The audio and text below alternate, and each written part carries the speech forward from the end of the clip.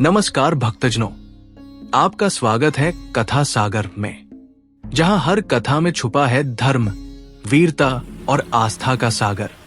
आज सुनिए नरकासुर वध कथा, वो रहस्य जो बताता है कि क्यों मनाई जाती है छोटी दिवाली। बहुत समय पहले त्रेतायुग में असुरराज नरकासुर का जन्म हुआ। वो पृथ्वी की देवी भूमि माता और भगवान वराह अवतार विष्णु का पुत्र था। बचपन से ही उसमें अपार शक्ति थी, लेकिन जब वो बड़ा हुआ तो अहंकार ने उसके हृदय को घेर लिया। नरकासुर ने स्वर्गलोक, पृथ्वीलोक और पाताल लोक तीनों पर अधिकार कर लिया। देवता, ऋषि और साधु सभी उससे भयभीत रहने लगे। उसने 16,000 राजकुमारियों को बंदी बनाकर अपने महल में कैद कर लिया था। देवता अत्यंत दुखी होकर भगवान विष्णु से प्रार्थना करने लगे। तब विष्णु ने कहा, समय आने पर ये अधर्म नष्ट होगा। जब मैं कृष्ण रूप में पृथ्वी पर आऊंगा, तब इसका अंत निश्चित है। कृष्ण के द्वारका आने के बाद एक दिन देवी सत्यभामा ने देवताओं के अत्याचार की कथा सुनी। उन्होंने श्री कृष्ण से कहा, स्वामी, एक स्त्री के गर्भ से जन्मे नरकासुर का अंत एक स्त्री के ही हाथों से होगा। तो मुझे युद्ध भूमि में आपके साथ चलने की अनुमति दीजिए। कृष्ण मुस्कुराए और बोले, देवी, आपका साहस ही धर्म की शक्ति है। चलिए, आज अधर्म का अंत होगा। कृष्ण ने अपने गरुड़ वाहन पर आरूढ़ होकर देवी सत्यभामा के साथ पाताल की ओर प्रस्थान किया। नरकासुर ने अपने राक्षसों की सेना भेजी। आकाश में शंखनाद गूंज उठा, धरती कांप उठी और चारों ओर अंधकार छा गया। कृष्ण ने सुदर्शन चक्र चलाया।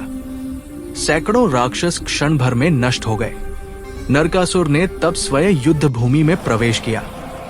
उसकी आंखों से अग्नि बरस रही थी और हाथ में शक्तिशाली गदा थी।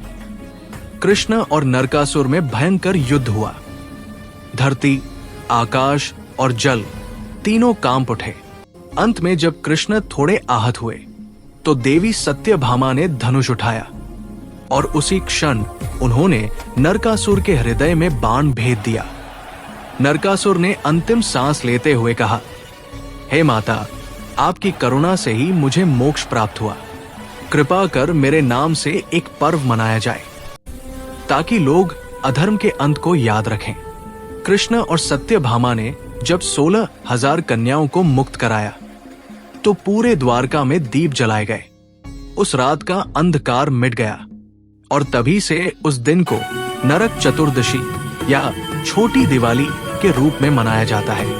ये दिन हमें याद दिलाता है कि जब अधर्म बढ़ता है, तब धर्म की रक्षा के लिए स्वयं भगवान अवतार लेते हैं।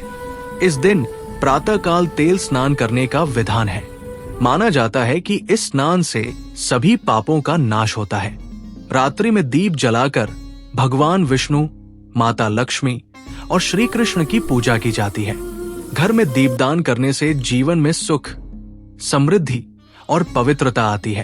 तो भक्तजनों, ये थी नरकासुर वध कथा, जो सिखाती है कि अहंकार कितना भी बड़ा क्यों न हो, धर्म की ज्योति अंत में अवश्य विजय पाती है। अगर आपको ये कथा पसंद आई हो तो कथा सागर चैनल को लाइक, शेयर और सब्सक्राइब करना न भूलें। फिर मिलते हैं एक नई पौराणिक कथा के साथ। जय श्री कृष्ण।